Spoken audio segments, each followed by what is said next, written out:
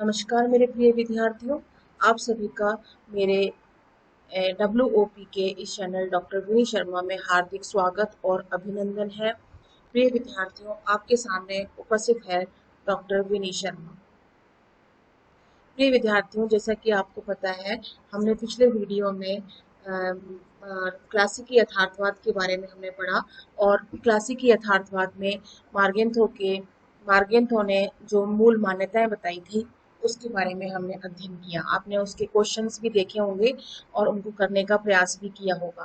प्रिय विद्यार्थियों, इस वीडियो में हम अंतर्राष्ट्रीय नैतिकता क्या होती है, अंतर्राष्ट्रीय कानून क्या होता है, इसके बारे में अध्ययन करेंगे।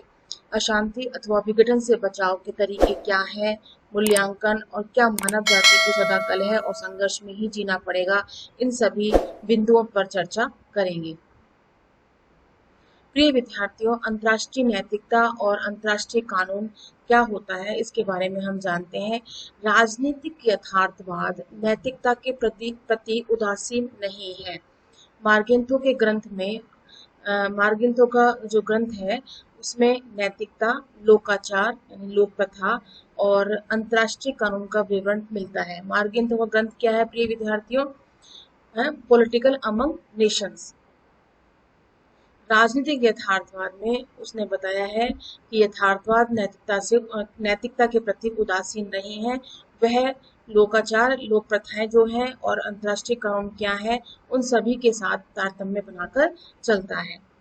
मार्गेंथो के अनुसार यह तय कर पाना मुश्किल है कि कौन सा कार्य नैतिक है और कौन सा अनैतिक। मार्गेंथो आगे कहते हैं कि यह राजनेता यह तय नहीं कर पाते कि नैतिक कार्य कौन सा है, अनैतिक कार्य कौन सा है। अधिकांश राजनीतिज्ञों ने नैतिकता की भी अपनी एक स्वतंत्र परिभाषा गढ़ ली है। वे हर उस कार्य को नैतिक मानते हैं जिससे राष्ट्रहित को बढ़ावा मिले। मार्गेंथो कहता है कि राजनीतिज्ञ जो होते हैं, राष्ट्रीय नीति का निर्धारण जो करते हैं, वैदेशिक नीति का निर्धारण जो करते हैं, वो अपने अपने ही आधार पर, अपने ही अकॉर्डिंग वो है ये मान लेते हैं, वह जान लेते हैं कि नैतिकता नैतिकता क्या है, नैतिकता की परिभाषा क्या है, वो अपने हिसाब से अपने आधार पर ही उसको परिभाषित कर लेते हैं। हिटलर जर्मनी के हितों की आड़ में विस्तारवाद और आक्रामक युद्ध की आग भड़काता रहा। हिटलर ने नैतिक हितों को किस आधार पर जोड़ा? उसने इस आधार पर जोड़ा कि जितना मैं अपने भौगोलिक क्षेत्र का विस्तार करूंगा वही मेरे लिए अधिक नैतिक रहेगा, अधिक ही मेरे लिए राष्ट्र हित के प्रति अपने देश के लिए अधिक हितकारी रहेगा। स्टालिन ने द्वितीय महायुद्ध के बाद पोलैंड तथा पूर्वी यूरोप के अन्य देशों में कम्युनिस्ट सरकारों की स्थापना कर दी। उसकी दृष्टि में साम्यवाद का विस्तार न्याय संगत था। दुनिया के तमाम देश अपनी कार्यवाहियों को नैतिक ठहराते हैं, भले ही वे कितनी ही गलत क्यों न हो।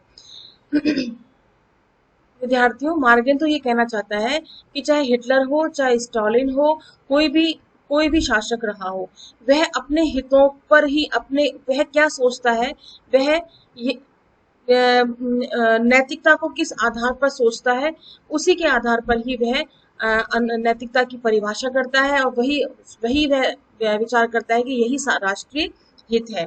जैसे कि हिटलर ने कहा कि विस्तारवादी नीति मतलब साम्राज्यवाद का विस्तार करना, स्टालिन ने विचार किया कि कम्युनिस्ट सरकारों की स्थापना की जाए, साम्यवाद का प्रचार प्रसार किया जाए, उसने उसे नैतिक माना।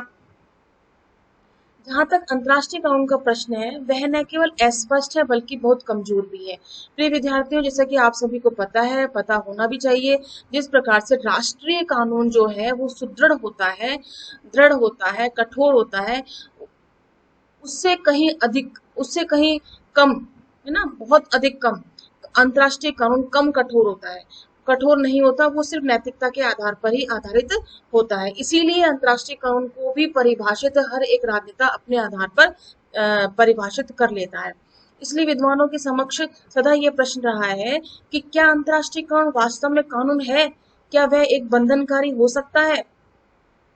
अंतर्राष्ट्रीय समाज में कोई ऐसी केंद्रीय सत्ता नहीं जो अंतर्राष्ट्रीय कानून को प्रभावशाली ढंग से लागू करा सके। मतलब जिस प्रकार से राष्ट्रीय कानून प्रभावशाली ढंग से कार्यान्वित होता है, उसी प्रकार से अंतर्राष्ट्रीय कानून पूरे विश्व पर लागू नहीं हो पाता। जब तक राज्यों की प्रभुसत्ता कायम है तब तक तमाम राज्य अपने हितों की रक्षा के लिए कुछ चाहे करने को स्वतंत्र है। मतलब जब राज्यों की प्रभुसत्ता कायम है, मतलब राज्य जिस प्रकार से आंतरिक और बाह्य आधार पर स्वतंत्र है, वह अपने राज्य के प्रति राज्यों के हितों से संदर्भित वह हर कुछ कार्य करने के लिए वह हर कुछ कार्य कौन सा अपने राष्ट्रीय हितों से संबद्ध कार्य करने के लिए स्वतंत्र रहता है। इसी प्रकार से हमारा अंतर्राष्ट्रीय नैतिकता और अंतर्राष्ट्रीय कानून हमने ये समझा कि अंतर्राष्ट्रीय कानून किस पर आधारित है, मात्र नैतिकता पर आधारित है, और नैतिकता की परिभाषा राजनेता अपने अपने ढंग से अलग अलग परिभाषित करते हैं। इसके बाद आता है अशांति अथवा विघटन के तरीके। अशांति और विघटन से जो बचाव के तरीके हैं वो क्या है। यदि राज्य अपने हितों की रक्षा के लिए जो कुछ चाहे करने को स्वतंत्र है तो निश्चय ही असीम संघर्ष की स्थिति उत्पन्न हो सकती है। मार्गेंतो ऐसा नहीं चाहेंगे, मार्गेंतो ऐसा नहीं चाहते कि हर कोई व्यक्ति अगर स्वतंत्र है, संप्रभु है, तो वह जो चाहे वह कुछ भी कर सकता है। ऐसा उचित भी नहीं है, वैश्विक दृष्टि से अंतर्राष्ट्रीय स्तर पर यह उचित भी नहीं है। इसलिए किसने, मार्गेंथो ने शक्ति की आकांक्षा को सहनीय सीमाओं में रखे जाने के उपायों की चर्चा की है। मार्गेंथो सतत अशांति की स्थिति का समर्थन नहीं करता और न यह चाहता है कि व्यक्ति को गुलाम बनाकर रखा जाए अथवा उसका अस्तित्व ही मिटा दिया जाए। शांति बनाए रखने के लिए मार्गेंथो ने उपायों को 3 भागों में विभक्त किया है। पहला उपाय आता है प्रतिबंध या परिसीमन द्वारा शांति। प्रतिबंध या परिसीमन द्वारा शांति का मतलब क्या है कि हमें शस्त्रों में परिसीमन करना चाहिए, उनमें नियंत्रण लगाना चाहिए। निशस्त्रीकरण, सामूहिक सुरक्षा, न्यायिक फैसलों, अंतर्राष्ट्रीय कानून और अंतर्राष्ट्रीय नैतिकता के द्वारा अंतर्राष्ट्रीय जगत में शांति और सुरक्षा बनाए रखने का प्रयास किया जाता है और किया जाना भी चाहिए। निशस्त्रीकरण मतलब शस्त्रों की दौड़ में कमी करना। सामूहिक सुरक्षा मतलब एक देश के ऊपर अगर किसी प्रकार के युद्ध या असुरक्षा की भावना उपस्थित होती है तो पड़ोसी राज्य या दूसरे राष्ट्र जो है मिलकर के उसको सुरक्षा प्रदान करें। न्यायिक फैसलों और अंतर्राष्ट्रीय कानून और अंतर्राष्ट्रीय नैतिकता, इन सभी को हमें शांति और सुरक्षा बनाए रखने के लिए मान्य करना होगा, उसे अपनाना होगा। जिस प्रकार से राष्ट्रीय कानूनों को मानते हैं उसी प्रकार से हमें अंतर्राष्ट्रीय कानूनों को भी अंतर्राष्ट्रीय स्तर पर मानना होगा। रूपांतरण द्वारा शांति से क्या अभिप्राय है। विभिन्न मंचों से कई बार यह चर्चा चली कि विश्व समाज और विश्व राज्य की स्थापना की जाए। इस संदर्भ में संयुक्त राष्ट्र संघ यूएनओ का हवाला दिया जाता है। मतलब विभिन्न राज्यों के ऊपर एक ऐसी सत्ता होनी चाहिए जो पूरे अंतर्राष्ट्रीय समाज को चलाए या अंतर्राष्ट्रीय कानूनों को स्थापित करे। यह कहा गया कि इस संगठन का रूपांतरित करके इसे विश्व राज्य का स्वरूप प्रदान कर देना चाहिए। यूएनओ एक ऐसी अंतर्राष्ट्रीय संस्था है जो किसी भी देश के ऊपर आए संकट को दूर करने के लिए या समस्याओं का सुलझाने के लिए, इसका समाधान करने के लिए यूएनओ ही हमारे पास एक अंतिम मापदंड है, अंतिम एक साधन होता है। इसीलिए विश्व राज्य के रूप में हमें पूरे विश्व को एक ऐसी शक्ति यूएनओ को सौंप देनी चाहिए जो हमें संचालित करे या अंतर्राष्ट्रीय कानूनों को बनाए रखे या सभी देशों को समान स्तर प्रदान कर सके। इसी प्रकार से परस्पर सहायता द्वारा शांति की बात आती है। परस्पर सहायता द्वारा शांति से क्या अभिप्राय है। इन उपायों के अंतर्गत मार्गेंथो ने राजनय और कूटनीति की चर्चा की है। राजनय का क्या अर्थ है, अंतर्राष्ट्रीय संबंधों के संचालन में बुद्धि, कौशल और चातुर्य का प्रयोग। एक राष्ट्र दूसरे राष्ट्र के साथ किसी प्रकार का वैदेशिक संबंध स्थापित करना चाहता है तो वो वैदेशिक संबंध किस आधार पर तय करे, बुद्धि के आधार पर, कौशल के आधार पर और चातुर्य के आधार पर तय करे। तो प्रिय विद्यार्थियों, ये तीनों मापदंड जो है, प्रतिबंध या परिसमन द्वारा शांति, रूपांतरण द्वारा शांति, परस्पर सहायता द्वारा शांति, ये अशांति और विघटन से बचाने के ये प्रमुख उपाय मार्गेंथो ने सुझाए हैं। इनमें से उपरोक्त तरीकों में से प्रथम 2 का मूल्यांकन उन्होंने किया है। मार्गेंथो ने कहा है कि जहां तक निशस्त्रीकरण का प्रश्न है, दुनिया का कोई भी राष्ट्र हथियारों के मोह को छोड़ने को तैयार नहीं है। यह एक वास्तविकता है, क्योंकि एक राष्ट्र अगर शस्त्रों के प्रचार प्रसार को बढ़ावा दे रहा है तो निश्चित ही दूसरा राष्ट्र जो है शस्त्रों की होड़ में कमी नहीं करेगा। वो भी अपने आप में शस्त्रों को बढ़ाने में या शस्त्रों की वृद्धि करने में हर संभव प्रयास करेगा। हर देश पहले अपने राष्ट्रीय हित की ओर देखता है और वह अंतर्राष्ट्रीय शांति की बहुत परवाह नहीं करता। आपसी अविश्वास के कारण हथियारों की दौड़ जारी है। शस्त्रों का निर्माण आज एक भारी उद्योग बन गया है। तो प्रिय विद्यार्थियों, कोई कोई राष्ट्र क्यों चाहेगा कि वह स्वयं ही अकेला ही शस्त्रों की दौड़ में कमी करे और बाकी राष्ट्र जो है शस्त्रों की दौड़ में आगे से आगे बढ़ते रहे। इसलिए वह शस्त्रों को बढ़ावा देगा। दूसरी बात क्या है? दूसरी बात ये आती है अंतर्राष्ट्रीय अशांति।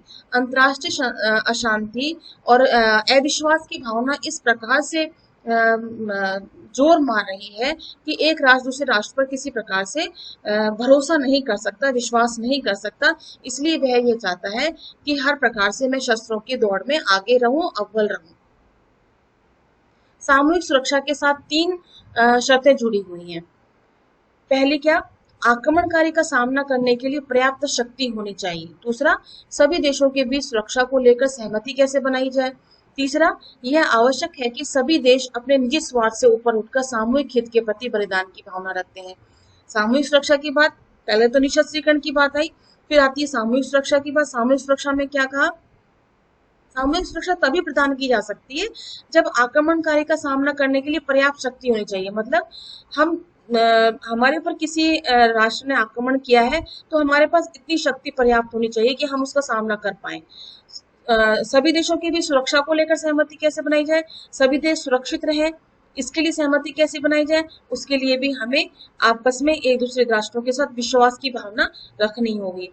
और सभी देश अपने निजी स्वार्थों से ऊपर उठकर सामूहिक हित के प्रति बलिदान की भावना रखें। मतलब राष्ट्रीय हितों और निजी हितों से ऊपर उठकर के हम एक दूसरे के साथ अगर सामूहिक रूप से एक दूसरे के हितों को आदर दें, सम्मान दें और बलिदान की भावना रखें, तभी सामूहिक सुरक्षा को स्थापित किया जा सकता है, अन्यथा नहीं किया जा सकता। यह तीनों शर्तें पूरी न हो सकने के कारण सामूहिक आधार पर शांति सुरक्षा बनाए रखने के प्रयास सफल नहीं हो सकते। अतः विश्व राजनीति में हर देश को अपनी सुरक्षा का प्रबंधन स्वयं करना होता है। तो प्रिय विद्यार्थियों, प्रथम, दूसरा और तीसरा जो शर्तें बताई है, ये व्यवहारिक धरातल पर सिद्ध नहीं होती है। इसलिए मार्गिंदो जो यथार्थवादी राजनीतिक विचारक हैं, वो ये कहते हैं कि अगर इस प्रकार से पूरा नहीं होता है तो हर एक देश ये चाहता है कि अपनी सुरक्षा का प्रबंधन वो स्वयं करेगा, अर्थात शस्त्रों की होड़ वो बनाए रखेगा, शस्त्रों का प्रचार प्रसार या अपने प्रसार करना, वो सब चीजें अपने स्तर पर करेगा। फिर आता है न्यायिक प्रक्रियाओं से भी शांति की स्थापना नहीं हो सकी, क्योंकि राष्ट्रों के बीच अधिकांश विवाद कानूनी वजहों से नहीं, राजनीतिक कारणों से पैदा होते हैं। मतलब न्यायिक प्रक्रियाओं से शांति की स्थापना क्यों नहीं हो सकती? क्योंकि अंतर्राष्ट्रीय स्तर पर जो कानून है वो सिर्फ नैतिकता पर आधारित है। उनको मानने के लिए हर एक देश, हर एक राष्ट्र अपने आधार पर उसे सोचता है, विचार करता है, तभी उसको वह अपनाता है, अन्यथा नहीं अपनाता। तो इसी प्रकार से अंतर्राष्ट्रीय विधि और अंतर्राष्ट्रीय नैतिकता की कमजोरी तो सभी को पता है ना। प्रश्न यह है कि अंतर्राष्ट्रीय कानून को प्रभावशाली कैसे बनाया जाए। इतिहास की एक बड़ी सीख यह है कि राष्ट्रवाद और अंतर्राष्ट्रीयतावाद के बीच जब कभी संघर्ष हुआ तो हमेशा राष्ट्रवाद की विजय रही। 19वीं सदी के प्रख्यात ब्रिटिश राजनेता लॉर्ड पामरस्टन ने एक बार कहा था कि न तो हमारे दोस्त अनंत काल के लिए हैं और न कोई हमेशा दुश्मन ही बना रहता है, केवल हमारे हित अनंत और शाश्वत है। हमारा यही कर्तव्य है कि हम अपना हित साधने में लगे रहें। तो प्रिय विद्यार्थियों, लॉर्ड पामरस्टन का कथन बिल्कुल सत्य है कि दोस्त हमेशा हमारा बना नहीं रहता, वो कभी शत्रु भी हो सकता है।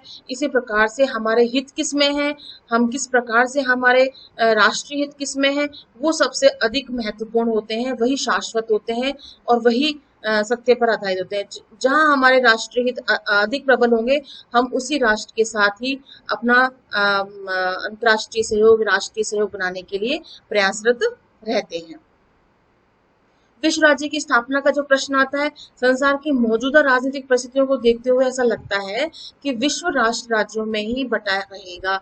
ऐसी स्थिति में सभी फैसले राष्ट्रीय हितों के आधार पर ही तय होते रहेंगे। विश्व राज्य की बात तो दूर रही, अभी तो विश्व समुदाय भी विकसित नहीं हो सका है।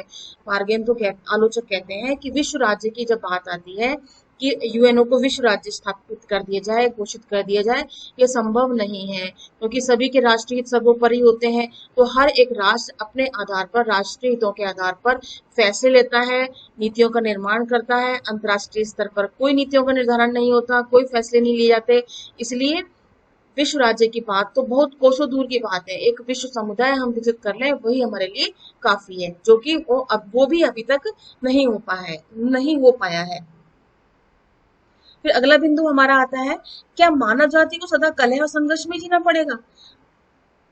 आलोचक कहते हैं कि क्या ऐसा ही रहेगा कि क्या मानव जाति हमेशा कलह में रहेगी, संघर्ष में रहेगी, शांति की स्थापना कभी नहीं होगी? मनुष्य स्वार्थी भी है और शक्ति लोलुप भी है, इसलिए विदेश नीति के निर्माता अपनी रणनीतियों को राष्ट्रीय हितों के दायरे में समेट कर रखने की कोशिश करते हैं। तो क्या मानव जाति को सदा कलह और संघर्ष में जीना पड़ेगा? प्रश्न ये उठता है। दो तरह के प्रयास हैं। प्रथम, प्रतिबंध या परिसीमन द्वारा शांति। दूसरा, रूपांतरण द्वारा शांति। मार्गेंथो ने अपर्याप्त और बेअसर बतलाया है। और तीसरे उपाय यानी राजनीति द्वारा शांति की ओर हमारा ध्यान आकर्षित किया है। जैसा कि हम पहले भी चर्चा कर चुके हैं इसके अंदर कि राजनीति का अर्थ क्या है? अंतर्राष्ट्रीय संबंधों के संचालन में बुद्धि, कौशल और चातुर्य का प्रयोग। तो प्रिय विद्यार्थियों, पहला जो उपाय बताया प्रतिबंध या परिसीमन द्वारा शांति, यह भी असफल रहेगी। रूपांतरण द्वारा शांति, ये भी असफल बताई मार्गेंथो ने। फिर तीसरा उपाय जो उन्होंने बताया राजनीति द्वारा शांति, मतलब चातुर्य के आधार पर, बुद्धि कौशल के आधार पर हम अंतर्राष्ट्रीय संबंधों का संचालन करें। अंतर्राष्ट्रीय संबंधों के संचालन के लिए एक राष्ट्र क्या विचार करेगा कि मेरे राष्ट्रीय हित किसमें है, वर्तमान परिस्थितियों में मेरे राष्ट्रीय हित किसके साथ है, किस आधार पर है? क्या मैं युद्ध या झगड़ा या अशांति या समस्याओं को बढ़ावा देना, इसमें मैं अपने आप को अग्रणी रखूं? वह संभव नहीं है। आज स्थिति इस प्रकार की है कि अंतर्राष्ट्रीय संबंधों का संचालन हमें शांतिपूर्ण तरीके से ही करेगा। एक कुशल राजनीतिज्ञ, एक कुशल कूटनीतिज्ञ यही सोचेगा, यही विचार करेगा, यही नीति का निर्धारण करेगा कि मैं दूसरे देशों के साथ मधुर संबंध बना करके चलूं। तो राजनीतिज्ञों को निम्न सिद्धांतों का पालन करने पर विचार करने के लिए उद्धृत किया है मार्गेंथो ने। पहला, उन्हें धर्म युद्ध दिया जो हाथ जैसे दानों से मुक्त रहना चाहिए। क्या मतलब हुआ? उन्हें धर्म युद्ध यानी कि जिहाद जैसे धारणाओं से मुक्त रहना चाहिए। जिहाद धार्मिक युद्ध, खाली धर्म पर आधारित युद्धों पे, सांप्रदायिकता पर ही उन्हें नहीं रहना चाहिए। इनसे उसको दूर रखना चाहिए। हमें धार्मिक मुद्दों को लेकर के किसी प्रकार की कटुता नहीं रखनी चाहिए। दूसरा आता है राष्ट्र के साथ साथ दूसरे देशों के हितों को भी हमें ध्यान में रखने की जरूरत है, इसलिए कुछ समझौते करने पड़ सकते हैं। विवादास्पद मुद्दों पर बातचीत के दौरान ऐसे कठोर शर्तें नहीं रखनी चाहिए जो बाद में छोड़नी पड़े। कहने का मतलब है कि राष्ट्रीय हित, सभी देशों के राष्ट्रीय हित सर्वोपरि होते हैं, इसीलिए हमें अपने राष्ट्रीय हितों का ध्यान रखते हुए दूसरे देशों के राष्ट्रीय हितों को भी सर्वोपरि समझना चाहिए और उस प्रकार से हमें समझौते करने चाहिए कि जो हमें आगे दुखदाई ना रहे। हम इतने कठोर शर्तों पर हमें समझौते नहीं करने चाहिए जो बाद में हमें इनको छोड़ना पड़े या हमें उसे त्यागना पड़े। तीसरा उन्होंने बताया है सत्ता के मद में चूर होकर दुनिया की शांति को अनावश्यक खतरे में नहीं डाला जाना चाहिए। प्राय शांति युद्ध से बेहतर विकल्प है। समझ में ही विद्यार्थियों? सत्ता के मद में चूर होकर मतलब हमें अपने स्वाभिमान को इतना ऊपर नहीं उठा देना चाहिए कि हम किसी भी खतरे को भांप ना सकें, है ना, और युद्ध की तरफ अग्रसर हो जाएं। इसलिए हमें अपने आप को, अपने राष्ट्रीय हितों को ध्यान में रखते हुए ही शांति प्रयास के तरीकों को अपनाना चाहिए। चौथा, राज्य की सैनिक शक्ति यानी सेनाएं राजनीतिक शक्ति के अधीन रहनी चाहिए। ठीक है, राज्य की सैनिक शक्ति यानी सेनाएं राजनीतिक शक्ति के अधीन होनी चाहिए। सैन्य शक्ति सर्वोपरि नहीं होनी चाहिए। सैन्य शक्ति सर्वोपरि नहीं है। सैन्य शक्ति अगर सर्वोपरि होगी तो वह आक्रोश में आकर किसी भी प्रकार का डिसीजन लेकर वो युद्ध के लिए अग्रसर हो जाएगी। पांचवा आता है, सरकार को जनता का नेतृत्व करना चाहिए। सरकार को जनता का नेतृत्व करना होगा और लोगों में युद्ध का उन्माद पैदा करना विनाशकारी सिद्ध होगा। विदेश नीति के लक्ष्यों की पूर्ति के लिए विनाश का कहर बरसा देना उचित नहीं है। मतलब हमारे राष्ट्रीय हितों की पूर्ति के लिए, वैदेशिक नीति के लक्ष्यों की पूर्ति के लिए हमें विनाश का सहारा नहीं लेना है, हमें शांति का सहारा लेना है, सहयोग का सहारा लेना है और हर एक दूसरे राष्ट्र के हितों को ध्यान में रखते हुए ही हमें नीति का निर्धारण करना है। तो प्रिय विद्यार्थियों, इस प्रकार से हमने यह बिंदु समझने का प्रयास किया। अंतर्राष्ट्रीय नैतिकता क्या होती है, अंतर्राष्ट्रीय कानून क्या होते हैं, अंतर्राष्ट्रीय कानून नैतिकता पर आधारित होते हैं। हर राजनेता जो है अंतर्राष्ट्रीय कानूनों को अपने आधार पर परिभाषित करते हैं, अपने अकॉर्डिंग उसे परिभाषित करते हैं। फिर आता है अशांति अथवा विघटन से किस प्रकार से हम बचाव कर सकते हैं, किस प्रकार से हम विघटन और अशांति से हम अपने आप को मुक्त कर सकते हैं, वो प्रयास बताए हैं। फिर उसका मूल्यांकन भी किया गया है कि सामूहिक सुरक्षा और न्यायिक प्रक्रियाओं को हम किस प्रकार से अप्लाई कर सकते हैं, प्रयोग में ला सकते हैं। और फिर प्रश्न यह भी उठता है कि अगर यह प्रयोग में नहीं लाया जा सकता है तो क्या वास्तव में हमें कलह और संघर्ष में ही जीना पड़ेगा? नहीं, मार्गेन तो कहते हैं कि राजनज्ञ क्या करता है, राजनज्ञ अपने चातुर्यपूर्ण नीतियों के आधार पर, बुद्धि और कौशल के आधार पर इस प्रकार की नीतियां निर्धारित करता है, अपने राष्ट्रीय हितों को सर्वोपरि रखते हुए दूसरे देश के राष्ट्रीय हितों को भी सर्वोपरि रखते हुए इस प्रकार के समझौते करता है, इस प्रकार की शांति बनाए रखता है जिससे कि युद्ध की आकांक्षा नहीं हो। तो प्रिय विद्यार्थियों, इस वीडियो में जो मैंने अभी आपको समझाया उससे संबंधित कुछ प्रश्न और बनते हैं। उसमें प्रश्न बनता है अंतर्राष्ट्रीय कानून से क्या अभिप्राय है, मार्गेंथो द्वारा बताए गए शांति के उपाय क्या है, राजनय का अर्थ क्या है, सामूहिक सुरक्षा से क्या अभिप्राय है, राजनज्ञों को किन सिद्धांतों का पालन करना चाहिए और सामूहिक सुरक्षा की 3 शर्तें बताइए। तो ये 5-6 प्रश्न जो ये बनते हैं, इनको आप देखो, एक बार वीडियो को सुनो, समझो और इनके उत्तर अपनी नोटबुक में लिखने का प्रयास करो। नहीं समझ में आता है तो कमेंट बॉक्स में आप मुझसे इसे पूछ सकते हो। और इसी के साथ ही यह वीडियो समाप्त होता है। धन्यवाद।